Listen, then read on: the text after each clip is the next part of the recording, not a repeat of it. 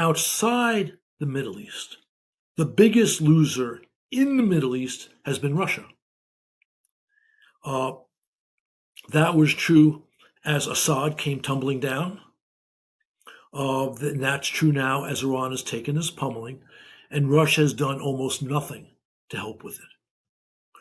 Uh, but that's not surprising that Russia has not done much, because Russia's really not in a position to do much. They needed Iran's help, right? Conducting their war of aggression in Ukraine. So they didn't really have much to give Iran materially. Hello and welcome to the Trump Report. I'm Louis Sykes. Today we're joined by Ambassador John Herbst, Senior Director at the Atlantic Council. Ambassador Herbst spent 3 decades in the US State Department, with around half of that working on the Middle East. He's also a former US Ambassador to Ukraine and Uzbekistan. Ambassador, welcome. Thank you. It's a pleasure to be with you. Well, I wanted to start with your general take on what you've made of Donald Trump's attendance at the Hague NATO summit this week. Do you think that was a successful trip for him? Absolutely. Successful principally because he has declared, first in his first term as president and now in his second term as president, as a goal, he's said NATO members need to sharply increase their defense expenditures. So he pushed hard and with some success during the first term to move NATO towards a 2% defense expenditure. And now he's working hard to get them to a 5% overall defense expenditure, 3.5 on basically weapon systems and 1.5 on auxiliary functions, defense functions. And of course, that was the principal achievement of the summit, that all the NATO countries, with the exception of one, have taken that out as a goal to achieve by 2035.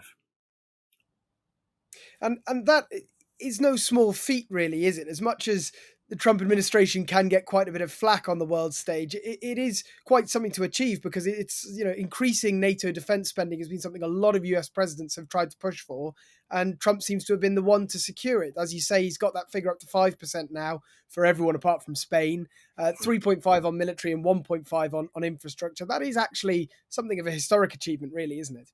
It certainly is. And, I worked in the State Department from 79 to 2010. And I remember President Reagan pushing hard for what was called burden sharing at that time. And he got bupkis for it, as did his successors until Trump. So we're speaking on Thursday at the moment, just after the conference is finished. But we did see today Pete Hegseth giving a press conference, to some extent berating the press for what he seemed to suggest was searching for scandals around the success of the US's bombing campaign on Iran, instead of focusing on that achievement at the NATO summit. Is he right that the scrutiny's come too early and people are slightly barking up the wrong tree, perhaps? I think that his comments are a result of many years of, you might say, political or cultural wars in the United States, where the mainstream media jumped on every story that was negative about Trump. So I think that's you might say, the background to his remarks. But answering your question specifically, the role of the press is to challenge the authorities. Now, of course, they didn't do much challenging of Biden when he was in office, reflecting those political cultural wars I referred to. But for them to challenge the authorities is their job. So, for them to produce reports, like this report suggesting that the damage done was only for a few months, not an insignificant achievement, by the way, only a few months. I understand why they do that, but it's also true. I think that probably was not the most accurate report they've ever published. In that sense, I understand that Hegseth has a point. And we saw at the NATO meeting, Trump did also end up having a sit-down meeting with Zelensky. There doesn't seem to have been any significant readout on that from either side. But how do you think we should judge the relationship between those two leaders at the moment? Look, that relationship has always been iffy, and it was iffy in near catastrophic ways during the Oval Office meeting, where Zelensky was treated rudely by his American interlocutors. I'm not happy to say that. I am a proud American. But since then, that relationship has become clearly better. The brief sit down they had in Rome was a positive. And of course, yes, you're right. We didn't get a detailed readout of that conversation, but things that President Trump said at his press conference at the end of the summit were rather positive regarding both Zelensky and Ukraine. And important because we know that Ukraine desperately needs more air defense. The Russians have been brutal. Actually, they've been brutal since they began the big invasion, going after Ukrainian civilians and Ukrainian infrastructure, but especially brutal over the past 2.5, 3 months. And so Ukraine definitely needs more air defense. And while Trump did not make a clear commitment, because there are needs for that air defense elsewhere, as we've seen given the dust up in the Middle East, he said he would see if he could get more Patriots or Patriot batteries or interceptors to Ukraine. And I think that we should take that at face value. It means it's not a guarantee because, again, there are needs elsewhere. But that was a positive, I think. And as you say, Trump did say the US would look at providing more Patriot anti-air batteries. That's got to be a step in the right direction in terms of US support. Absolutely. So I see the handling of Ukraine at the summit as not ideal, but on balance positive. And if you want, we can parse that. Okay. Well, look, the negative was one that Zelensky was not there officially. I mean, he was there de facto in a major way, but not officially. Also, a negative was that uh,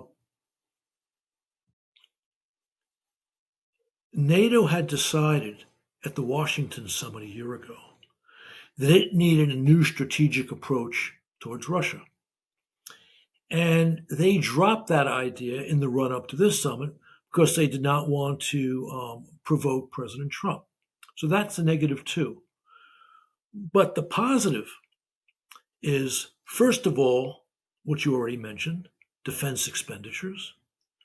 Two, and this offsets them dropping that new strategic approach, because the communique talked about the new expenditures and noted they needed that to deal with the Russian threat. So that was essentially the whole idea of the new strategic approach. And recognizing the Russian threat is important for Ukraine. Because if you recognize that Russia's a threat to NATO, then the place to make sure Russia does not become a immediate threat to NATO is Ukraine, to make it impossible for Putin to win there. So that was very positive for Ukraine too. And of course, the Russian media highlighted these facts. In other words, criticizing these facts in high decibels. Another sign of proof this is very good for NATO and very good for Ukraine. Would you have liked to have seen more direct mention, though, of Ukraine and Russia's invasion of Ukraine? It did appear relatively muted on support for Ukraine this summit. There's no doubt about that. And that reflects one of the peculiarities, and peculiarities here is a very polite word, in the Trump approach. The fact that on several occasions in the UN, we wound up voting with the world's rogue states on issues relating to Russia and Ukraine. That was reflected in the NATO communique, partly reflected, but also the point about tying defense spending increases to the Russian danger contradicts that. But elsewhere, we've seen that. We saw that in the G7 context. So clearly, those were not positive steps. But as that being the immediate background, that NATO communique looks pretty darn good. And how do you think Russia is going to be reading the meeting and the NATO summit this week? The Russian press is full of unhappiness about the summit, about the communique, about what Trump said to the Ukrainian reporter relating to patriots. So they're not feeling very happy right now about President Trump. And if you follow Russia closely, which I do, you note that while Putin is always circumspect in anything he says about President Trump, the Russian media is not. So there's been a lot of criticism of Trump personally, and there's always been a ton of criticism of the United States in the Russian media. And do you think we might eventually start to see something of a shift in the way that Trump views Russia's invasion of Ukraine? I mean, he said he was a little bit frustrated in the fact that Putin tried to almost insert himself into the Iran-Israel thing, and told him, don't focus on Iran, focus on solving your own war. Do you think there's maybe a level of frustration we're starting to see come out there? This is positive, even very positive. The point you just made, Trump saying, yes, Putin, don't worry about helping with Iran, help me with Russia. Trump said three times. He said it about a week ago. He said it after the Israeli strike and the American strike on Iran. And then he said it yesterday at that press conference in The Hague. Uh, look, uh, before Trump entered the White House, after he won the election, I took the position that his policy on the Russian war in Ukraine could turn out to be pretty good. Not great, because he never talked about what I call a just peace, which would mean Ukraine gets its territory back. But he talked about a durable peace. And if that durable peace was achieved along the lines that Trump outlined before becoming president, and that he kind of demonstrated officially as president, it would be a solid result. Meaning, okay, Ukraine has to, on a de facto basis, understand that Russia has some control of Ukrainian territory, de facto, not de jure. And Russia has to understand that Ukraine's going to be armed up the kazoo from the West, including the United States, and that European forces may be deployed to Ukraine to deter future Russian aggression. But what we've seen, of course, and what Trump himself has seen, since at least the middle of March, at the meeting in Jeddah, where uh, Trump put out a general ceasefire, which the Ukrainians accepted and the Russians rejected, and then there were several additional Russian rejections of Trump proposals. Trump understands that Putin is the obstacle to peace. Now, Trump said before he entered the White House, and even since he entered the White House, that he would put maximum pressure on the obstructionist side of this negotiation. He has been reluctant to do that with Russia.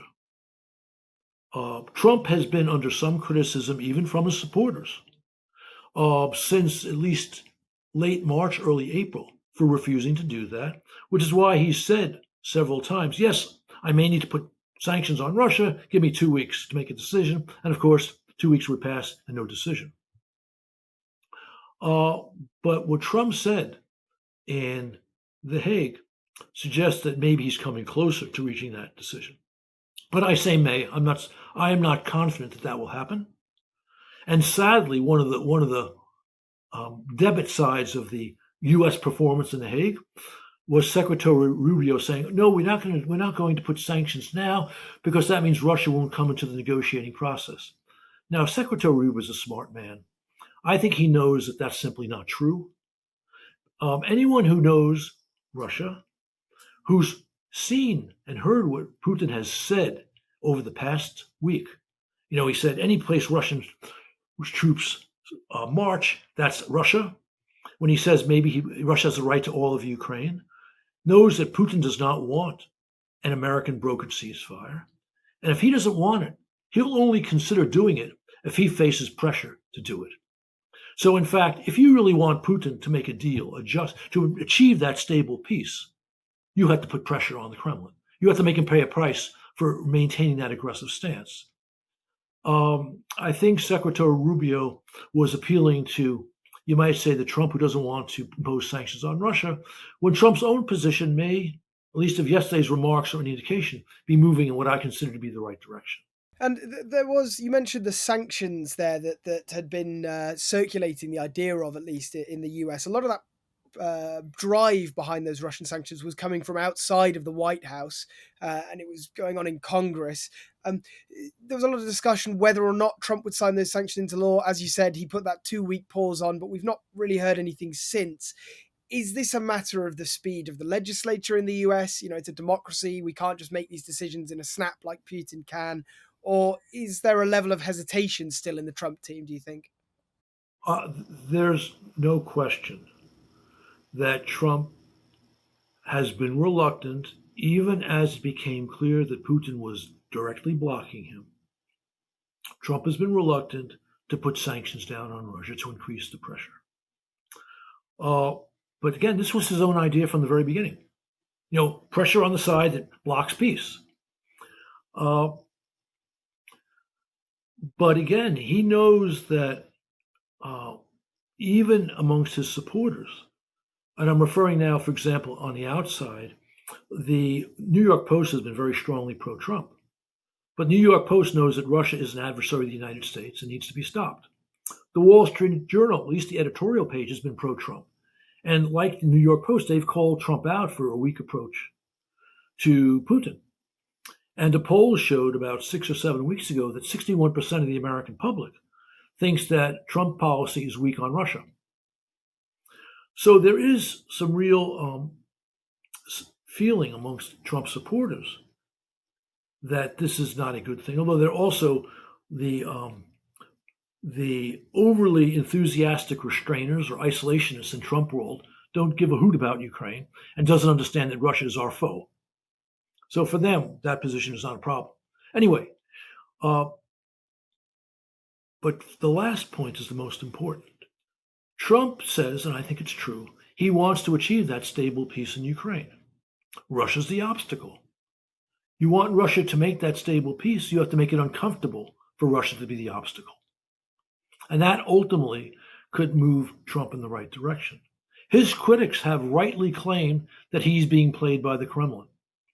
And Trump, as a tough New Yorker, does not like to be played for a fool.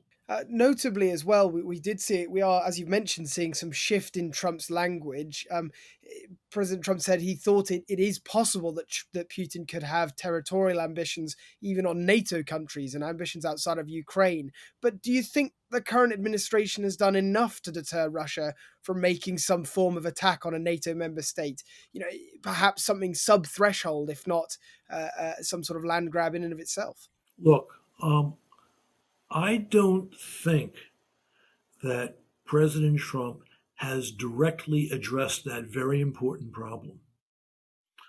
But he has indirectly done two things that clearly have strengthened the position of NATO vis-a-vis an aggressive Kremlin. The first we've already discussed, which is encouraging our NATO allies to increase their defense expenditures. The second thing was his strike on Iran's nuclear facilities. This was a reminder for the first time in the second Trump term that he can act decisively. And in the first term, I remember watching this closely when the U.S. when Trump took out, what was it, a third or half of Syria's air force after Assad used chemical weapons on Syrian civilians. The Russians were astonished and unpleasantly astonished by that step. Now, they were not astonished when Trump took out Soleimani, right, the then head of the Iranian National Revolutionary Guards, but they were struck by it. So that's a warning to Putin that if you really annoy Trump, he could do something decisive that you won't like and won't be able to truly counter. So those two things have strengthened NATO vis-a-vis the Russians. The extreme talk about the pivot to Asia only encourages Russian aggression in Europe. But it's also true that that extreme talk has yet to lead to foolhardy action, like actually moving American troops out of Europe. But we do know that there are influential, naive voices in Trump world that would like to do that. But fortunately, their influence is not high enough now to achieve it. And given the gushing things that President Trump said yesterday about NATO and our NATO allies, maybe that prospect has become less likely in the last 2 or 3 days. I certainly hope that's true. And I want to move back to Iran and Israel just briefly, if we can. How do you think that will have impacted a lot of the issues of European defence that have been more of a focus this week? I mean, certainly Iran will have taken the focus off the conflict in Ukraine, but at the same time, it's not been particularly beneficial for Russia in the end because the oil price has not gone up massively, which is crucial for Putin's war economy. And in a way, Russia and the Kremlin were effectively sidelined in this conflict, where they used to have something of a foothold and an influence in the Middle East. How do you think the Kremlin is going to have taken that 12-day war? How are they going to assess its impact on their own defense issues? It's very clear that the biggest loser in the Middle East over the past 18 or 20 months is Iran. Well, actually, I suppose you could say the competitor for that position includes Hamas and Hezbollah. But of course, those were two proxies for Iran. So their weakening was a weakening of Iran, and now Iran has been directly weakened substantially. That's due principally to Israeli boldness, but also, in the case of Iran, Trump's boldness. But moving outside the Middle East, the biggest loser in the Middle East has been Russia. That was true as Assad came tumbling down. And that's true now as Iran has taken this pummeling, and Russia has done almost nothing to help with it. But that's not surprising that Russia has not done much, because Russia's really not in a position to do much. They needed Iran's help, right? Conducting their war of aggression in Ukraine. So they didn't really have much to give Iran materially. But one thing we don't know is what Russia has actually given Iran in exchange for all those drones and missiles. There was a lot of talk, I'd say reasonably well-based talk, about Russia helping helping Iran increase the accuracy and maybe even the distance of its missiles. Did that actually happen? I have not seen conclusive evidence in the public domain, but it may have. But beyond that, Russia has not done much, and that's not surprising. And yes, they were considered to be the new big boy in the Middle East, after, as a result of a combination of Afghanistan and Syria, the strengthening of the Assad regime going back to the increased Russian involvement in 2015 when Assad was on the ropes. But now that's all gone. That's all history. And of course, it looks like Russia has lost, or certainly doesn't have at the moment, its bases in Syria.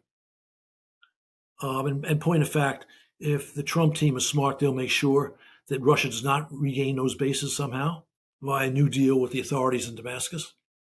But again, Russia's been a loser in this too, for sure. And of course, we've been talking a lot about European defense issues and the US's involvement. The war in Ukraine is carrying on in Europe. We've heard reports today from Ukraine's head of the army, General Syrskyi, that they've stopped significant Russian advances in the north of the country near the city of Sumy. Are you confident still that Kiev and Ukraine have the support from their European and American allies that they need to at least stop the Russians making significant advances? American support is weaker today than it was under Biden. At least 2 or 3 reasons, actually, at least 3 reasons. The first, of course, is, I felt that Biden's policy was too weak. He did provide substantial American aid, military especially, but also economic, which was very much in American interest, and Trump has cut off that aid.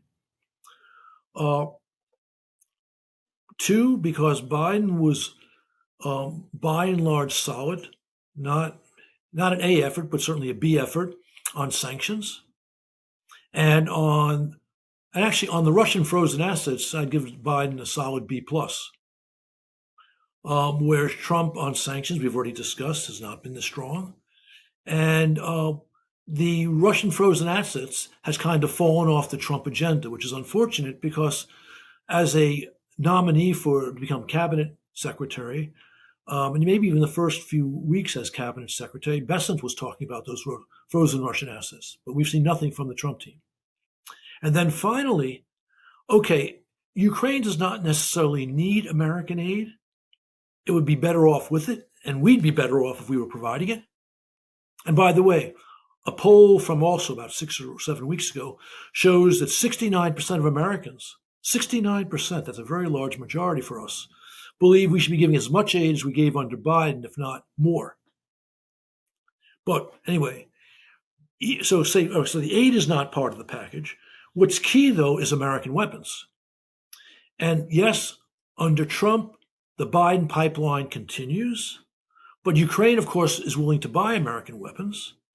And it's not clear yet that that's going to happen. The Trump team will allow it. But it is true that Trump acknowledged this as part of the critical minerals deal. There's a paragraph in that deal which says if American weapons go to Ukraine, that can be their contribution to the joint fund for the development of Ukrainian natural resources. And in fact,